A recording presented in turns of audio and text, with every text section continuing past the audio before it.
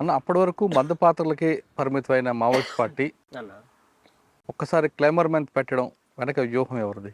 Claymore mines పెట్టడం అనేటువంటిది ఇంకా మన పార్టీ లోపల ఉన్నటువంటి ఇంజనీర్స్ డెవలప్ చేసిండ్రన్న.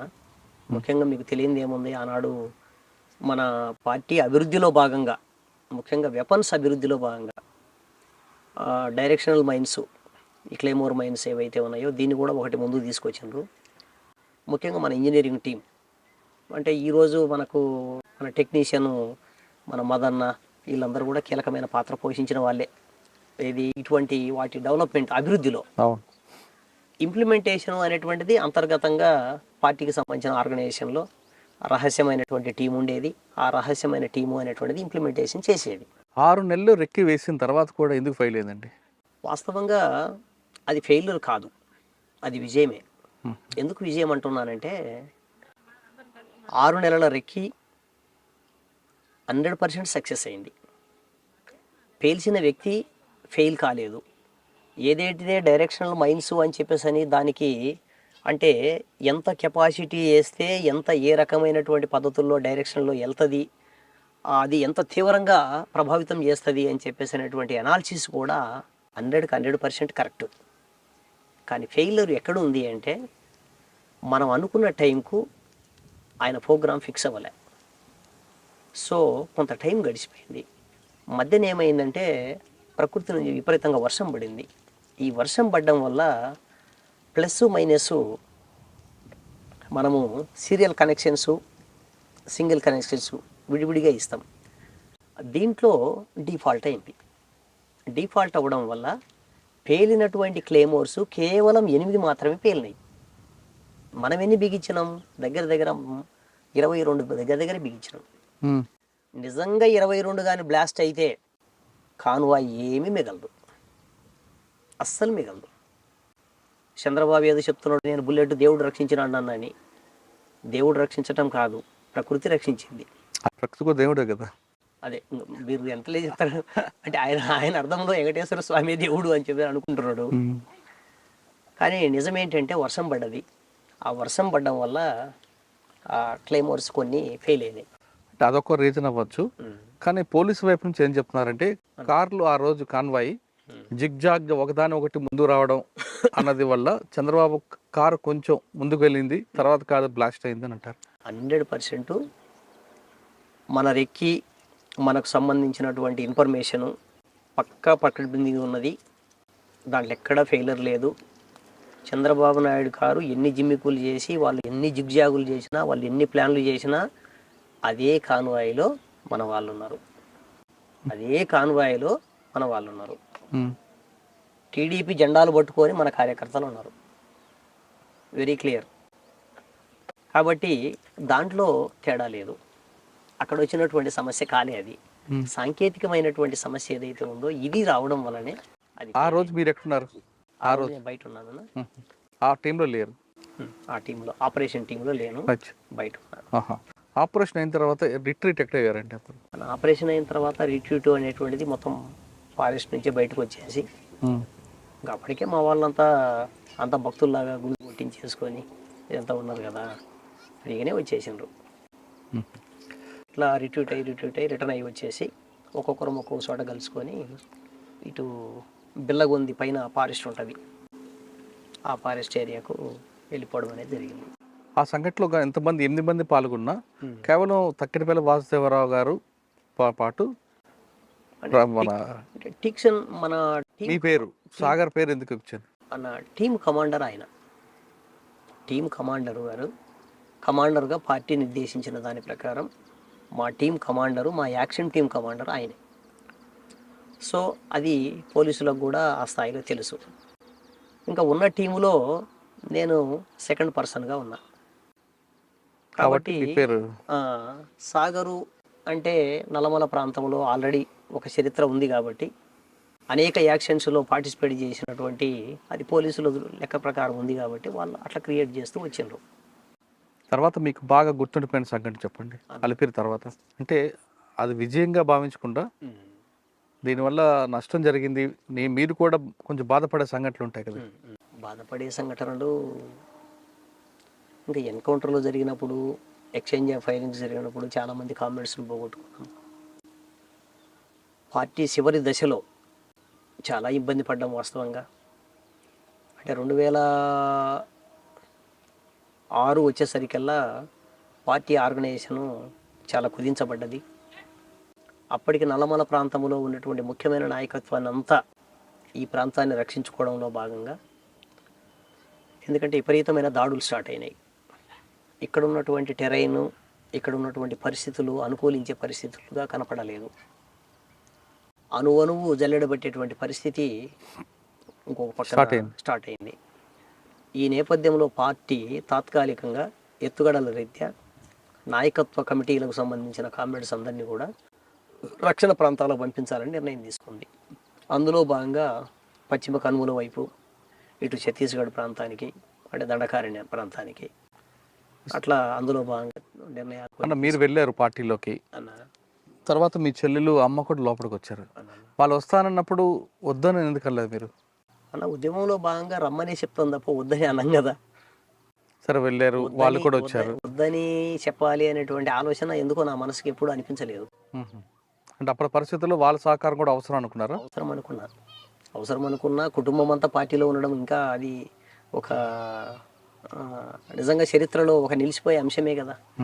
సమాజంలో ప్రతి మనిషి చేస్తున్న పని వాళ్ళ కోసం వాళ్ళు బ్రతకడం. మీది మాత్రం కుటుంబం మొత్తం ప్రజల కోసం.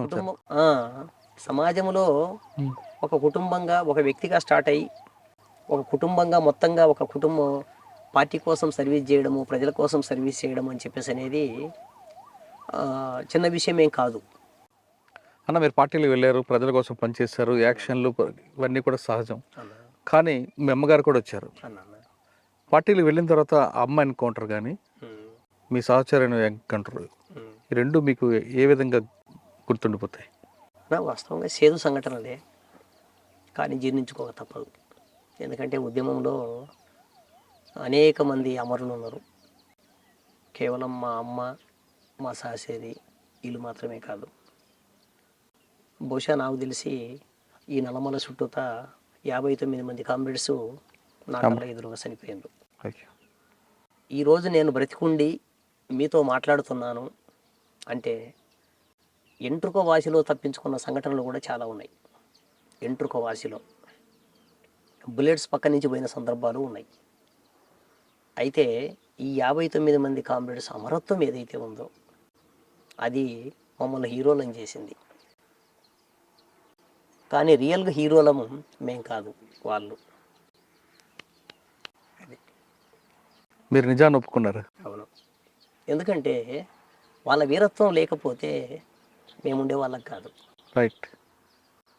ఆ విధంగా తప్పించుకున్న సంఘటన చెప్పండి అన్న. ఇక్కడే మనకు పక్కనే ఉన్నటువంటి ఎర్రబాలెం అనేటువంటి చిన్న విలేజ్. ఈ ఎర్రబాలెం దగ్గర మేము మార్నింగ్ అవర్స్లో మొత్తం అందరు కూడా జమ అయినాం. అంటే నైట్ వచ్చి పడుకున్నాం బాగా లాంగ్ నుంచి. ఉదయం కరెక్ట్గా 10-10:30 కల్లా ఆ రోజు ఏదో స్పెషల్ చేసుకుందామని చెప్పేసి అంత చికెన్ ఏదో మటన్ తీసుకొచ్చి మన వాళ్ళు వండిండ్రు. కరెక్ట్గా ఆ టైంకు పోలీసులు కూడా పసిగట్టి మన ప్రయాణాన్ని మొత్తం చుట్టుముట్టిండ్రు. మన వాళ్ళు తోట దగ్గరికి చాలా రోజులైంది స్నానాలు చేయకప్పుడు. విపరీతమైన వేసవి, ఎక్కడ పడితే అక్కడ నీళ్లు దొరికే పరిస్థితి లేదు. బాగా ఇబ్బందికరమైన పరిస్థితి ఉండి తోటకు పై భాగంలో అట్లా తిప్పంచుకు మేము ఆగినాం. ఇట్లా కిందకు వచ్చేసి బత్తాయి తోటల్లో స్నానం చేస్తున్నారు. ఈ స్నానం చేసేటప్పుడు మనవాడు గమనించి పరిగెత్తుకుంటూ స్టార్ట్ అయ్యాడు. అయితే అప్పటికే ఏది ఏమైనా పరిస్థితి, పోలీసులు బాగా తిరుగుతున్నారు కాబట్టి ఖచ్చితంగా మనం రావడానికి అవకాశం ఉందనేటువంటి ఉద్దేశంతోనే చుట్టూ క్లెమోర్ మైన్స్ పెట్టి ఉన్నాం. ఎప్పుడైతే ఈ పోలీసులు రావడాన్ని మనోడు గమనించి పరిగెత్తడం స్టార్ట్ అయిందో వాళ్ళు ఫైరింగ్ స్టార్ట్ చేశారు. మనవాడు చక్కగా పరిగెత్తడం స్టార్ట్ అయ్యింది. ఇంకా మేము కూడా ఫైరింగ్ స్టార్ట్ చేసినాము, క్లెమోర్ మైన్స్ పేల్చినాము.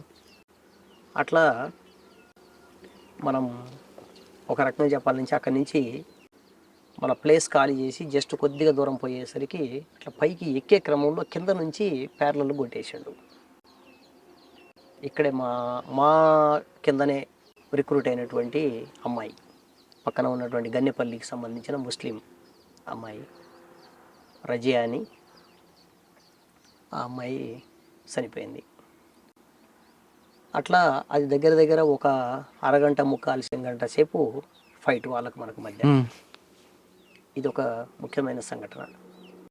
అట్లాగే చంద్రబాబు పోయి రాజశేఖర రెడ్డి గారు వచ్చిన తర్వాత 2005 జనవరి 8వ తారీఖు జరిగిన సంఘటన, డైరెక్ట్గా మా మీద జరిగిన అటాకు ఇక్కడే మన జల్లివారి పొలాల చెరువు దగ్గర. దాంట్లోనే మా లక్ష్మి కూడా చనిపోయింది. దాదాపు దగ్గర దగ్గర ముక్కాలు గంట సేపు ఫైరింగ్స్. పోలీసులు బాగా చుట్టుముట్టిన 3 వైపులా. ఇంకా మనకున్నది ఒకే వైపు ఖాళీ. ఈ ఖాళీలోనే మనం పడుకొని కొంత క్రావలింగ్ చేసుకుంటూ అట్లా ఆ గట్లు దాటుకుంటూ ముందుకెళ్ళిన తర్వాత అక్కడి వరకు మనం మంచి రిటాలియేషన్ ఇచ్చినాం. మన దగ్గర యామినేషన్ కూడా తక్కువ ఉంది. సో వాళ్ళ దగ్గర ఉన్నటువంటి యామినేషను, వాళ్ళ బలగాలు మామూలుగా ఏమి లేవు. దగ్గర దగ్గర 3 అంచెలుగా వాడు చుట్టుముట్టిండు. అయినా మనం ఒక రకంగా చెప్పాలంటే దాంట్లోంచి దాటుకొని అవతలికి వెళ్ళినాం. జస్ట్ అక్కడ కాలువ దగ్గర కాలువలోకి దిగి తిరిగి మళ్ళీ మనం ఎక్కేటప్పుడు వాడు ఆటో ఫైర్ స్టార్ట్ చేసిండు. ఆ ఆటో ఫైరింగ్లో మా సహచరి లక్ష్మి చనిపోవడం జరిగింది. ఇంకా ఆమెను తీసుకొని వెళ్ళలేని పరిస్థితి. అక్కడే వదిలేసి ఆమె దగ్గర ఉన్నటువంటి వెపన్ తీసుకొని మేము మళ్ళీ టీమ్గా బయలుదేరినాం 10 మందిని. అంటే మీ కళ్ళ ముందే మీ సహచరుని కోల్పోయారు. సరిపోయినాము.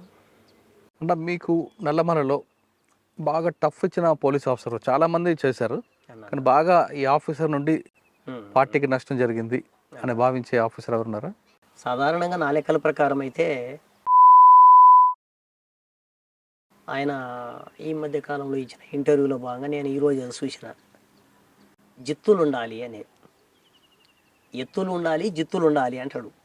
వాస్తవంగా ఎత్తులు జిత్తులు అనేటువంటిది పార్టీలో 2 వైపులు 2 వర్గాలు వేస్తాయి. ఒక పోలీసు ఆఫీసర్గా ఒక ఆపరేషన్ సక్సెస్ చేయడంలో చెప్పుకోదగ్గ వ్యక్తే ఆయన స్థాయిలో ఆయన. యాక్చువల్గా ఇక్కడ నేను చూడదగ్గ అంశం ఏంటిది అంటే, మరి వీళ్ళు ఐఏఎస్, ఐపీఎస్లు, ఐఆర్ఎస్లు చేస్తున్నారు, పెద్ద చదువులు చదువుకుంటున్నారు. చాలా చట్టాల గురించి నాకంటే లేకపోతే మిగిలినటువంటి ఎస్పీ గారికో లేకపోతే ఆఫీసర్స్కో తెలియవని నేను అనుకోను.